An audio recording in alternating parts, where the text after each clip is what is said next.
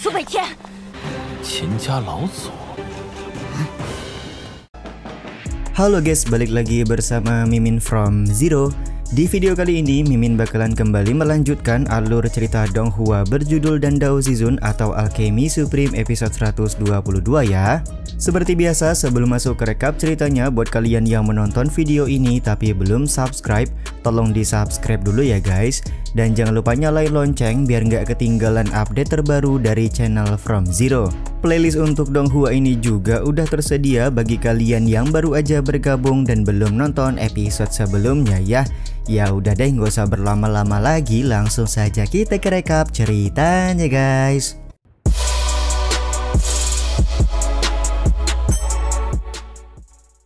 Cerita episode kali ini diawali dengan binatang monster milik Istana Ungu yang siap menyerang rombongan King Subeitian.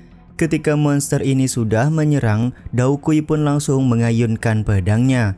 Ayunan pedang dari Daokui membuat serigala monster ketar-ketir. Subeitian juga mengancam akan memenggal kepala serigala monster jika dia berbuat lancang lagi.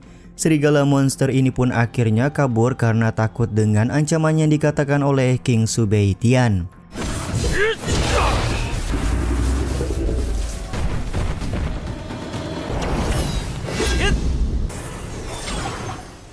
Ketika Subeitian hendak masuk ke dalam Istana Ungu, Ketua Istana Ungu langsung membawa pasukan guna menghadang King Subeitian dan rombongan. Alih-alih merasa takut, King Subeitian malah berkata kalau Ketua Istana Ungu dan anak buahnya hanyalah segerombolan ikan dan udang busuk. Mendengar perkataan Subeitian membuat Ketua Istana Ungu tertawa. Dia pun memerintahkan anak buahnya untuk segera menangkap King Subeitian. Untuk mengalahkan para keroco ini, Daokui langsung turun tangan. Tidak butuh waktu lama, Daokui langsung membantai 4 orang anak buah dari Ketua Istana Ungu. Mau tidak mau, situasi ini pun membuat Ketua Istana Ungu harus turun tangan sendiri.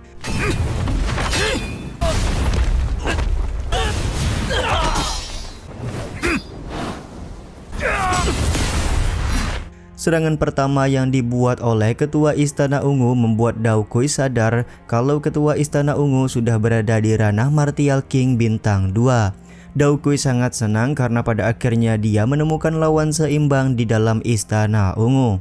Pertarungan antara Daokui melawan Ketua Istana Ungu akhirnya tidak bisa terhindarkan lagi. Anak buah dari Istana Ungu juga memberikan semangat agar Ketua Istana Ungu mereka berhasil mengalahkan Daokui. Dalam beberapa kali serangan, Daokui berhasil memukul mundur Ketua Istana Ungu. Di saat itu pula Subeitian memerintahkan Daokui untuk segera masuk ke dalam Istana Ungu untuk mencari Zhao Jingrong. Meskipun Ketua Istana melarang Daokui, tapi dia tidak bisa berbuat apapun karena Daokui langsung masuk ke dalam Istana Ungu atas perintah King Subeitian.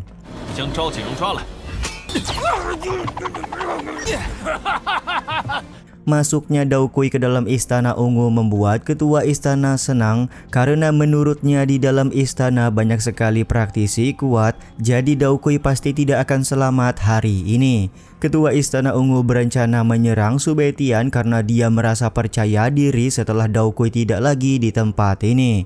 Tapi Ketua Istana dibuat kaget karena ternyata kemampuan Subeitian juga tidak kalah dari Daokui.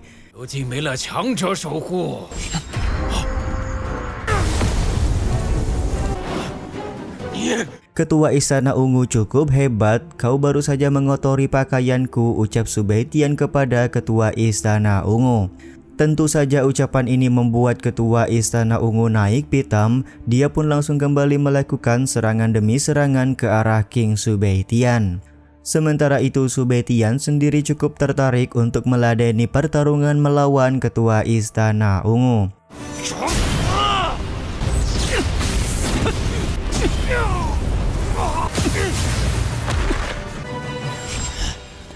Belum juga bertarung lama, Ketua Istana Ungu tampak begitu kewalahan dengan kemampuan King Sube Tian. Di saat yang sama Sube Tian bertanya apakah hanya segini saja kemampuan yang dimiliki oleh Ketua Istana Ungu. Karena tidak bisa mengalahkan Sube Tian dengan teknik biasa, maka Ketua Istana Ungu mengeluarkan formasi petir untuk melakukan serangan. Dia percaya diri dengan formasi petir pasti King Sube Tian bisa dikalahkan. Akan tetapi King Sube Tian menggunakan teknik penahan jiwa untuk menggagalkan serangan dari Ketua Istana Ungu, sekaligus membuat Ketua Istana Ungu bersujud di hadapan Bang MC.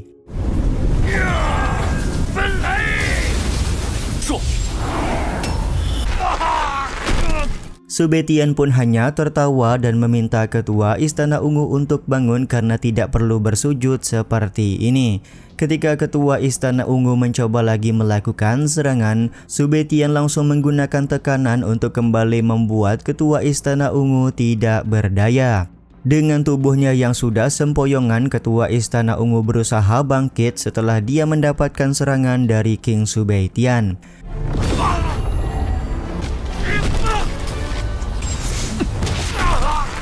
Di saat yang sama pasukan dari Istana Ungu berhasil dikalahkan oleh Dao Kui.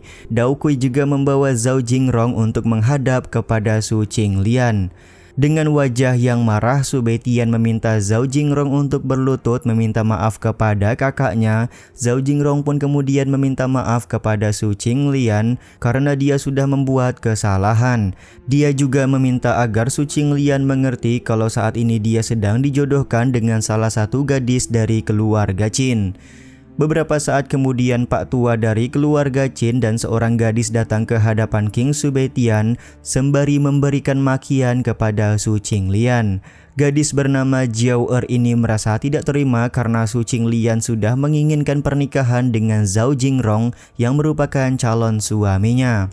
Kedatangan Jiao Er membuat Zhao Jingrong langsung mengadu kalau Su Qinglian adalah wanita yang mengejar-ngejarnya. Tentu saja perkataan Zhao Jingrong ini membuat Su Qinglian merasa sedih karena ternyata selama ini Zhao Jingrong hanya berpura-pura menyukainya saja. Bahkan di sini Zhao Jingrong tidak ragu menyebutkan kalau status keluarga Su sangatlah rendah, yang mana tidak bisa dibandingkan dengan status dari keluarga Qin. Su Qinglian yang berasal dari keluarga Su tentu saja tidak pantas menikah dengan Zhao Jingrong.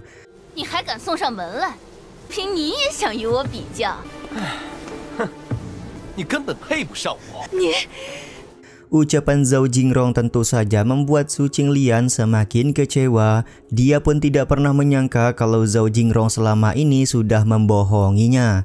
Ketika Zhao Jingrong meminta Su Qinglian untuk segera pergi dan menyebut Su Qinglian hanyalah seorang gadis bodoh, di saat itulah Sube Tian langsung memberikan tamparan kepada Zhao Jingrong. Tidak hanya satu kali, bahkan Sube Tian memberikan tamparan berkali-kali kepada Zhao Jingrong karena Zhao Jingrong sudah menghina sekaligus mempermainkan Su Qinglian. Bahkan di sini King Sube Tian tidak ragu untuk menekan Jiao Er yang merupakan gadis dari keluarga Qin. Pak Tua dari keluarga Qin yang tidak terima atas perlakuan ini langsung melakukan serangan kepada Sube Tian menggunakan pedangnya. Serangan pedang tersebut pun langsung ditahan oleh Dao Kui. Jiao Er pun lekas menjelaskan kalau leluhur keluarga Qin akan segera datang ke Istana Ungu, jadi Sube Tian tidak akan bisa macam-macam lagi kepada mereka. Tentu saja mendengar nama leluhur keluarga Qin membuat Sube Tian merasa familiar. Pak Tua keluarga Qin pun menjelaskan kalau leluhur mereka merupakan master yang terkenal di kota kuno yaitu Qin Maijian. Sube Tian, Qin家老祖. Belum lama setelah Pak Tua Qin menyebutkan nama leluhurnya, tiba-tiba saja dari arah langit rombongan leluhur keluarga Qin sudah tiba di Istana Ungu. Situasi ini pun membuat Jiao Er merasa senang karena sebentar lagi Sube Tian dan keluarganya pasti akan dibantai oleh leluhur keluarga Qin. Scene ini juga sekaligus menutup episode kali ini ya guys. Ya udah deh, sampai di sini dulu aja video kali ini. Mohon maaf jika masih banyak kekurangan dan kesalahan dalam penyampaian kata-kata ya. Terima kasih untuk kalian yang udah pada nonton dan jangan lupa subscribe serta nyalain loncengnya ya guys. Mimin selaku penulis narasi, tukang voice over dan tukang edit video pamit undur diri. Salam hangat, see you in the next video. Bye bye guys, see you next week.